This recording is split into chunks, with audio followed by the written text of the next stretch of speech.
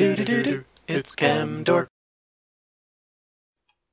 Hello everyone, this is Camdork, and welcome to episode 8 of season 3 of My Buildcraft, where we are playing Minecraft with the mods Buildcraft, Railcraft, and Forestry. And once again, we start an episode on top of Mesa Mountain because the views are just so cool up here. Right above our base, it's just a really lovely place to look at the surrounding area, and you might notice that the surrounding area over here looks a bit weird. There's 2 diamond recessed areas that I've added, and well, they are going to become 2 new multi-block farms, which we will set up today, as well as a power system for those farms. But before I get to that, let's talk a bit about the rail system here that we've been messing around with for the past 2 episodes or so, and that is the transport of oil from the oil well to the base over here. And I've taken some of the suggestions you guys have mentioned to heart, so I've added these tracks right here. These are called locomotive control tracks. I have one right here and one right here. You can see they're both powered by redstone, and in powering these tracks by redstone, it changes the status of the locomotive that passes over top of them. So when it is yellow, it means it changes the locomotive state to idle, and when it is green, it changes the locomotive state to running, and red, if we had one, would change it to shutdown. So that's kind of the idea, is that we will use these control tracks so that the locomotive is not running all the while unloading fluids, and likewise I have a similar setup way over there in the oil well so that the locomotive is idling instead of running while loading up on fluids, and that just makes things a little more efficient. So I have the locomotive here just kind of waiting to go, so let's see this thing in action. Let's run. Ooh, let's get out of the way. And see how it comes in, and as you see, it goes over. At this point it's idle, and now it's being moved through the area of the tracks with these tracks underneath. It's hard to see them, but the ones with the little arrows on them, they're called control tracks, and they just basically scoot along the train in the direction in which they're facing. So this will sit here until the fluid is emptied from all of these tanks, and then the control tracks will push the locomotive over this, which will then turn it into the running mode. But I do want to actually turn this, or shut this locomotive down, because we don't quite have the necessary amount of fuel to run the train, which is kind of a problem, because the train uses a ton of fuel. So it actually uses quite a lot of coal coke, coal, or charcoal. And coal coke is preferred because it lasts for 16 times as long as coal. I believe that's it. Here, let's shut it down. 16 times as long as coal, I believe. But the problem with using coal coke is that we need to, in order to make coal coke, you have to make it from coal, which means that we would have to have a constant supply of mining coal, which I just don't want to do. So instead, we're going to run it on charcoal. But of course, that means we have to actually set up a tree farm to make charcoal, and that brings us to the kind of point of this episode, which is to set up the tree farm using the forestry multi-block farms. So we're going to set one up over here, and we're going to run the forestry farm, which of course requires power, with a boiler system from Railcraft. So we're going to set that up today too. And I'm going to run my boilers using fuel, which I'm now making in the main base. So there's going to be kind of a item transfer situation from here to the main base and back again, and fluids transferring back and forth. So it's going to be kind of cool. I could just do it with pipes, but I think I'm going to have some fun with it. I'm going to either use trains or robots. I haven't decided which. Both of which would be cool, so we'll have to see. I'm leaning towards robots because robots are cool, and train maybe is just for oil and otherwise travel. Anyway, this brings us to the multi-block farm. So this is one of them. I'm setting it up as a 4x4x4 multi-block structure. And in case you guys don't remember too much about the forestry multi-block farms, you need to make them with these multi-block farms, these farm blocks, which you can make by any type of bricks of these types. You know, there's a bunch of different brick types you can have. In this case, I'm just using the stone bricks here, and you just need copper, some wood, and a tin electron tube. And oh, by the way, the tin electron tubes you make in a thermionic fabricator, which, yes, by the way, I have one. And yeah, but you know, you don't have to go into recipe making. But the other parts of the multi-block farm is that they're not just made up of these farm blocks, but they're made up of these special blocks as well. So we have a farm control block, which you can add, and this allows the ability to turn the farm off and on. We will be using these. A farm valve, which allows you to add in or take out fluids from the farm. A farm hatch, which allows you to do the same for items, and the farm gearbox, which actually allows you to provide power. The only one we actually need strictly is the gearbox. The rest we can actually manually add. So like I said, just as a little refresher on the multi-block farms, you might notice that the stone bricks are here. The stone bricks are one of many different types of blocks, and in fact, they are any of these blocks that you can use to make the farm can be used as well. But they delineate what areas the farm should work in. And this happens to be the maximum area that you can do a farm work in with a 4x4x4 farm block area. Of course, I have these glowstone blocks here because I want the farm to be lit up, and that's just one small price to pay. So anyways, that's going to be the third level of the farm, which has to be solid farm blocks. That's the only level that needs to be a solid farm block. So we're going to make the rest of the levels solid farm blocks, except for the bottom level. That's what we're going to add some other stuff. And I've started to build the infrastructure here. So as you can see, you might have noticed I had a I used the water tanks from Railcraft to start to add water to this, so that we had that ready to go in the farm. So the farms are automatically supplied with water from Railcraft water tanks. So, of course, this then is going to be the location for one of our special blocks. It's going to be the farm valve block, which is what connects to these tanks and allows the farm to get some fluid. Over back here, I think we're going to have this be the control. I think that's the best place for that. And over here is going to be the gearbox, because this is where we're going to actually put in some power. I kind of have it planned already where I'm going to run that power grid. And finally, the farm hatch, because this is where items are going to come in and out of. And then I have another farm that I'm going to set up. And oh, by the way, so once I placed all those blocks, now if I right-click on it, you get the nice graphical user interface. And I'm kind of rushing through this because we did talk about this in Season 2. But if you want to know more about it, there's a whole bunch of videos otherwise. Now, right now it's set up as a managed arboretum, which means that the forestry multi-block farm structure will decide and try to plant whatever it can anywhere on the farm. There's the other different type, which is called a manual farm. A manual farm is not quite so manual, but what it does is it does not replant. And so you decide where things are planted. So in a manual tree farm version, it is actually basically an orchard, where it won't replant trees, but it will grab the fruit from the trees. In a managed arboretum, though, this is just your basic tree farm. You don't have to do anything to it. It's automatically a tree farm, and as you see now, it automatically also has water. For this other tree farm, though, this is smaller over here, and this is going to be a... Well, here, let me actually just pillar up a bit, because I need to add my farm blocks to the proper side of this. So let's see. That is going to be the top layer of the farm. And let me just... Whoop, there we go. There we go. Okay. And then the final block right there. And then this is the third layer of the farm right here. And the second layer of the farm is also solid farm blocks, and just like before, the bottom layer is where we're going to have all the infrastructure blocks, or the other blocks, and we're going to have 4 of those. This one over here is going to be the valve block right there. We are going to hook up power. Where did I want to hook up power? I wanted to hook it up right... Did I want to put it over here, or... No, I wanted to put it up right here, I think. That seems right. The item ones, I guess, are going to go here, maybe? Yeah, that sounds right.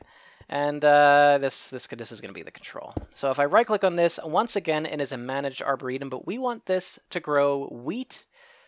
Then we also want it to grow carrots, and we also want it to grow potatoes. But this is an arboretum, it will never be able to grow that. So you need to program it, and you program it with a circuit board. I've already had one set up right here. It's set up for crop, veggie. The vegetables are going to be potatoes and carrots, and the crops, well, that's just wheat. And by the way, just in case you don't know, the soldering iron, if I right-click, it brings me up this little interface, and when you add a board and have it programmed by putting electron tubes in here of a different type, and setting this to be either manual, managed, or whatever you want, then you put a board in here and automatically it's created to be something like this. So if you hold shift down on any of these electron tubes, it will show you what it would be if it was a manual or managed farm. So in this case, it is a managed farm. If I put a bronze tube in there, it says crop farm 4, which means basically everything is that way. In this case, I set it up where just like this. And then when I put a board in, it wrote the board. But we don't need that. We already have a board right here, so I don't need the soldering iron. I can just right-click and plop this buddy right in here, and there we go. It's wheat, a veggie farm, and a veggie farm, and it will grow carrots and potatoes. And I don't believe I can specify which is grown, so we'll have to see how we do that. But I'll just guess that it's going to work okay, because I've actually never grown the carrots and potatoes in a forestry farm before. So anyways, that is the basic setup of the farm. While I kill enemies here, okay. Hey, get out of here. You're not allowed. You're not allowed. Yeah, you're not. You little devil, you. Your armor will not work against me. There we go. So anyway, let me get through this night. We'll gather some materials together, and we will start to develop the other connections to this farm. Okay, I'll see you in a second. Well, I ran the power, so the power lines are right here. We're using stone kinesis pipes because, well, stone kinesis pipes can do 160 RF per tick, and multi-block farms, they really don't need that much power, so it should be absolutely fine. And we will be driving these guys through steam engines. In fact, where are they? Oh, they're in here, I think. I think I have everything I need. Hobbyist steam engine, we can use these to use steam to make power. And of course, that means we need to make steam, and how we make steam is with this. We're going to use a low-pressure boiler and a liquid-fueled firebox. So for any boiler that you need an actual boiler tank, which holds the steam that's made. And you need a firebox, which is actually the thing that's basically making all the power. So we're going to use that's the thing that's burning stuff to make things hot. So there's, well, I should say, the firebox itself, if we hover over this item, we can see it's a multi-block structure that can be either 1 by 1, so that means you can just put a single block down. It can be 2 by 2, which is what we're using here, or it could be 3 by 3. There is definitely no reason for us to make a super large firebox, and probably the 1 by 1 would work actually for this.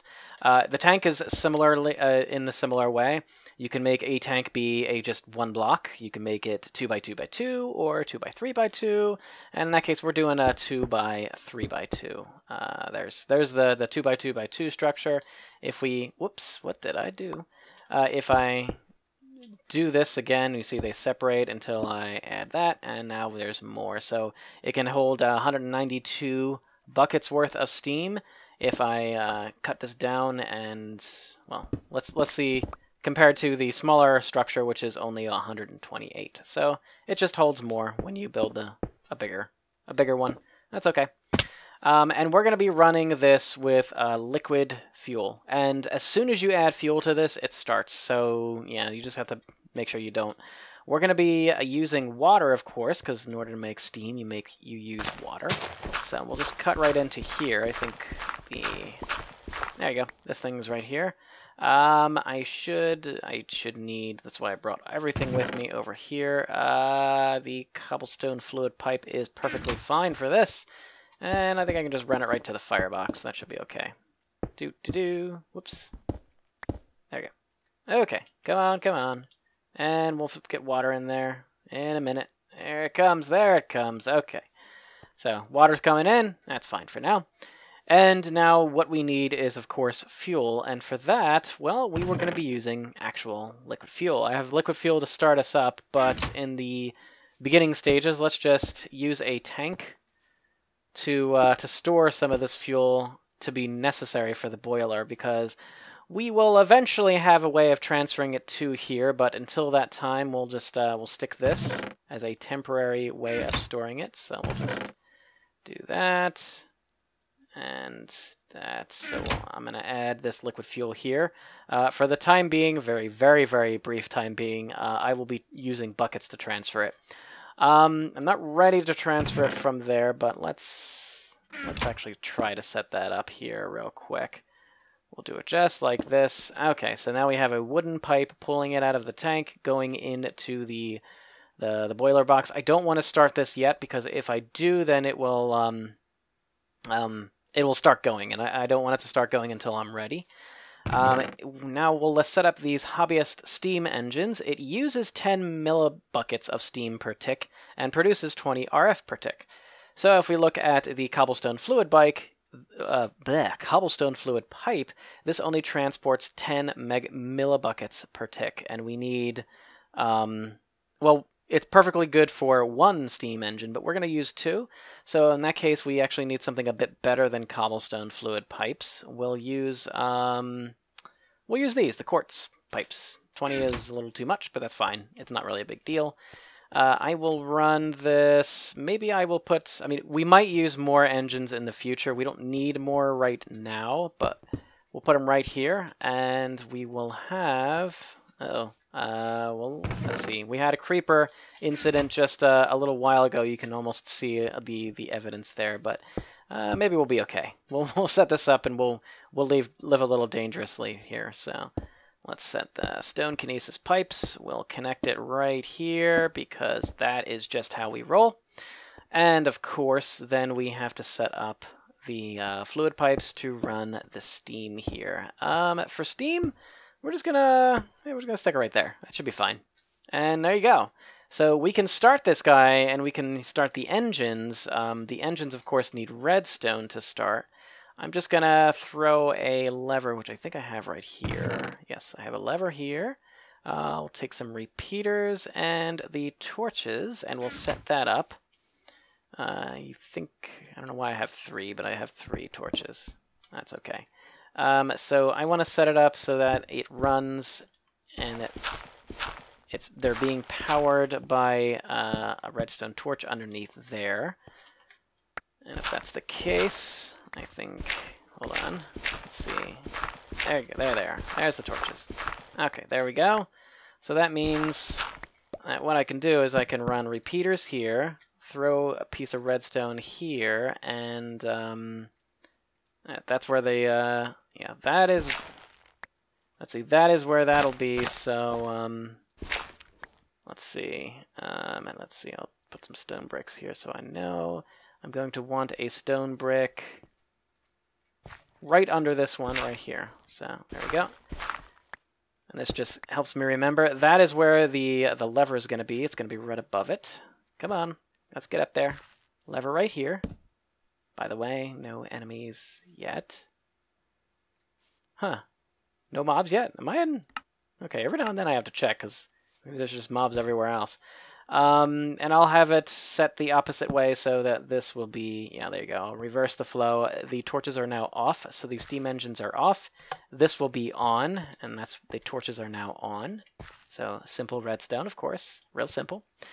And let's put a torch under here so that when we close it up, it's not gonna spawn any mobs. Come on. I can, no. There we go. And there we are. So, we're all set. We are all set. And before the mobs actually spawn, and there's some mobs over there. Okay, so before I actually get killed by mobs carrying eggs, well, let me just let me grab some items. We'll wait for the daybreak, and then we'll finish this sucker up. All right, bye zombies. Bye zombies. Bye zombies. There we go. All right, see you in a sec. Let's talk a bit about item sorting. So we've done item sorting in the past, but a lot of times we use these diamond transport pipes, which allow you to sort items based on their type. So in this chest we have grass blocks and dirt, but in the grass blocks and dirt, when they exit the chest, they're going to enter into this intersection, and they have an equal probability of going either straight, left, or right. But what if we wanted all of them to go to this chest, for example? Well, we could use a diamond transport pipe and say everything should go to the blue section, and we do that by basically coloring things like grass blocks into blue. So that's perfectly fine for the case when we have grass blocks here. And you see how I'll pump some out, and all those grass blocks will go towards the blue side. There we go. They're all going to the blue. They're not suffering chance. Of course, that means with dirt, however, since we didn't specify dirt, the dirt just treats this as a normal intersection. So all this dirt just kind of goes wherever it pleases. It could go straight, it can go right, it can go to the left, any way it wants. We didn't get any to the left that time, but that's randomness. So how do we solve a dilemma, for example, by sorting not based on item type, but item location, where it comes from or where it's going to? And for that we can use lenses and filters. Lenses and filters are also, by the way, cheaper, so they're a lot easier to sort, and you can in fact sort based on item type if all the items are coming from one specific location. But let's go ahead and color all of these items red by putting a lens right there. And then those red colored items will then be sorted by a filter. So filters in one direction will make sure that those items go toward the filter. So that means that everything in this chest now will go to that chest. So I'll just stick these guys back. There we go. So all of those dirt blocks go towards that one chest. I can switch it around and put the grass blocks in here now, and it's no big deal. Everybody gets colored red, so everybody goes there. If I put another filter right here, that means now they have the option of either going straight or to the left, and it's random chance that will dictate where they go. If I put another filter right here that's blue, however, they will not go in that direction unless they're colored blue. So since they're colored red here, if we put another lens right here that is blue, now they get colored red, and that's kind of a useless thing because now they're being colored blue and they go this way. And finally, if there is a colored item entering into a pipe that has another connection to another pipe, the colored items will not go in this pipe unless there is no other place for them to go. So for example, if I shut this off, there should be hopefully some things left, and we give ourselves one last lens and we put things colored in yellow. So now we'll just, we'll color everything yellow. Let's see, we'll get rid of that. And we'll color everything yellow. Okay, so there we go. So they're gonna be colored yellow, and the yellow items, since they have nowhere else to go, did we really get rid of everything? We really did. Okay, let's color some saplings yellow. So since these saplings are going to be colored yellow, and yellow is not a choice for any direction, the yellow saplings will all go up, no matter what. Pretty cool. And if we get rid of all the choices, well, the yellow saplings have nowhere to go, and they just fall right out of the pipe. So there's the kind of the general rules of lenses and filters, and we'll go use them now on our multi-block farm to try to use the same pipe to put items back and forward into the farms. So, all right, should be a lot of fun. Okay, we're ready to sort. So, I have just about all the pipes laid out, although we'll probably have to set some more, and now it's time to set our lenses and filters so that we can sort items from their location of origin or destination. So, this chest right here, this little tiny chest, is meant to be a drop-off point. It's for anything I want to drop off to the farms, and it could be something like fertilizer, dirt, or sort of saplings, whatever I want. And these two are going to be for sorting items coming from the farms, and I'm going to separate them based on items coming from this farm and items coming from that farm. And then we can actually sort them into other items later, but we'll worry about that in another point. But for now, this is how the pipe's laid out. So there is an autarchic gate underneath here that says whenever anything's in the inventory, just go ahead and pull it out. I guess I could have just run an obsidian pipe, but it looks nicer with a chest there.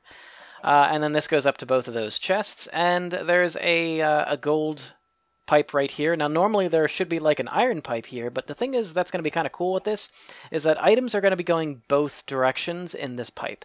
So they're going to be going both this way to the farms, as well as back from the farms in the same pipe, which is kind of cool. I haven't really tried anything like this before, but it's going to be pretty fun. So anyway, let's start off by labeling things going to the farms, and we're going to label them maybe yellow. So we put it right here, and that puts the lens right coming out of the chest. So anything coming out of that chest will be labeled yellow. And that means that this is for things coming into that chest over there.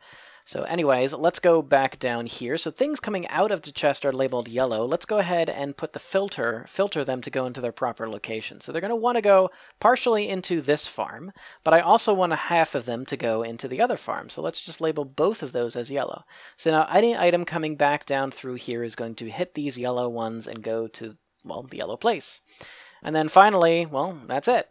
So what about coming out of the farms? How are we going to label them? Well, it's pretty good because nice thing is automatically items are pulled out down below the farms. So we can label blue all the crop stuff. So we'll just label everything crop blue. And we'll label everything that is tree farm related. We'll label those with the magenta. So now we have pink, blue, and yellow stuff. So what do we do with these? So the problem is the pink stuff, well, let's see. If I put pink stuff right here, if we set it up just like this, this actually works pretty well. Because the pink stuff comes out here, and then goes into this pipe. And then when it hits into this intersection, it has nowhere else to go because it can't go that way because it's not yellow. It can't go back into the farm because it's not yellow, so it has to go this way. So that's pretty good. So pink stuff's all done. That's pretty much it. Like, pink stuff is all good. What about the other items? Now over here in this farm, there's a little bit more of an issue here. So blue items, we can do the same thing, but the problem is blue items will go back into the farm. So maybe what we need to do is put the filter here for yellow items, and that way anything yellow will come here and go directly there, but not anywhere else. And now we're done. We're set. We're good. So blue items are coming down through this pipe, and yellow items are coming back the other way to resupply the farm as needed. So now what about this intersection right here? This is the only place where it gets complicated because the blue items are coming from the other farm, the crops, and they're going to be labeled blue, they're going to hit this filter, and then they're going to have nowhere to go, so they're going to pop out of the pipe. So we need to give them a place to go. So we'll give them a place right here, and we'll put a blue filter right here. Boom, there we go. Okay, so blue items coming through here. All right, so put it back here maybe, and then have them come back in here. This sounds like a good plan. The problem is, of course, that pink items are going to see this intersection, and half of them are going to go this way and pop out when they hit this filter, and the other half are going to go the proper direction. So we have to prevent them from going this way by putting another blue filter right here. And that way blue items are going to come through here. Blue items come down into this intersection right here. They say, can't go this way because there's yellow, so I have to go this way because I'm blue. So they get labeled as blue, and then they go through here and they're like, I'm still blue, so I go through this filter. And then at this point in time, they're going to be like, well, okay, I can't go straight because I'll go directly into the farm, and that will be a yellow filter. I can't do that. I can't go back this way because that's a yellow filter. So I guess I can go either left, which is the proper direction, or down, which is the direction we don't want them to go to. So how do we fix that? Well, we kind of put a magenta filter underneath. And now we are pretty good. Magenta items will come out, go through this filter, hit this intersection where the only way they can go is this way. And that will be the way in which they should go because they're being put back into the chest over there. And then the blue items, they'll come out of the farm. Let's go back to the blue farm. This will be the blue farm, effectively. This is the crop farm. All the crops will come down here, go out here, hit this intersection. They are labeled blue, so they will not go that way. So they're going to go all the way down this pipe and all the way down this pipe until they get, again, to this intersection. They are blue, so they're going to go this way. They're still blue, so they're going to go this way. And they are blue, so when hit into this main intersection, they have to go this way. So awesome. And then finally, the yellow items, they go straight, straight, straight. They hit this yellow intersection, this intersection where they either go into that farm or straight down here, and they continue going all the way this way until they go back into this farm. Cool? All right, cool, cool. So we're set with these by the farms, so only slightly complicated. And then we do need to sort out some things here near the chest. So if we go here, what we need to make sure is that blue and pink items go into this area. And the way in which we have to do that, of course, is we have to send them going this way. So we basically have to put a filter there, and we're going to have to put another little filter thingy here for the blue items. So blue gets to go like that, and then they also need to have it go like this. I could also put like an iron pipe here, but this is going to serve the same purpose. So that's not really a big problem. And then I just got to label which is a chest for the blue items and which is for the pink. So here's the blue and here's the pink, whatever that might be. And now we're good to go. So let's start the thing going, actually. Let's start the item flow going first of all.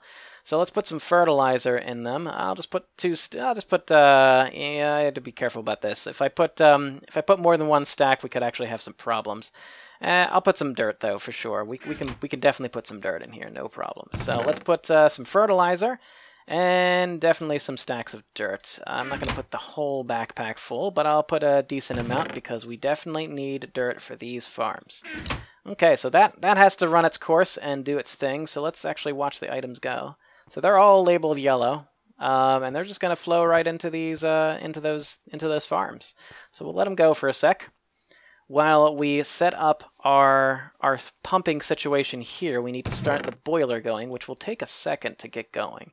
So I'm going to just set a little simple circuit right here to pump oil, or yeah, to pump fluid when there's space for it, basically. When space for fluid, that sounds fine. Nope, don't close it. Oh, you know what? We need to actually label this thing with a pipe signal.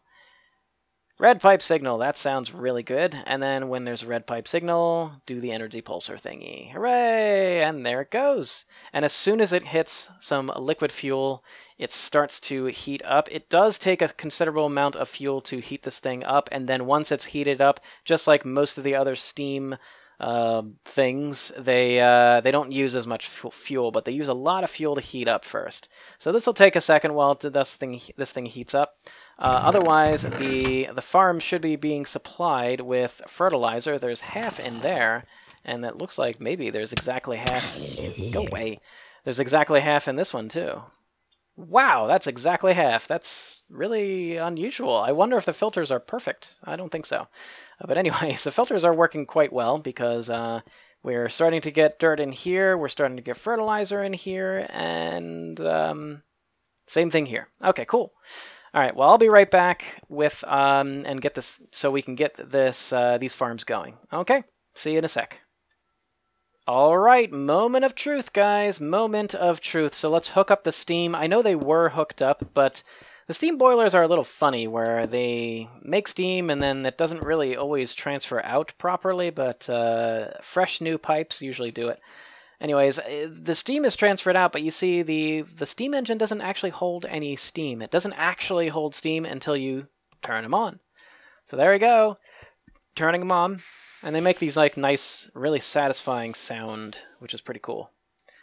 Anyways, so it's starting the farms going, and we are starting our tree farm. But of course, we don't plant anything, so how about we actually put some saplings and carrots and potatoes in here? And so I'm just going to put a few in, just so we can see what happens. Now you might be saying, oh crap, Chemdork, these are going to go to the wrong farms. They're not, you didn't dictate which farms they go to. Well, as it turns out, you don't need to, because if the saplings, which are, no, these are seeds here, the seeds will try, half of them will try to go into this farm, but they're not going to be able to. And so they'll all go definitely to that farm. And then saplings will try to, well, actually saplings are going to be a problem, aren't they? Well, okay. Well, anyways, it's not perfect. Saplings will probably pop out over here, but that's okay. We can fix that a little later.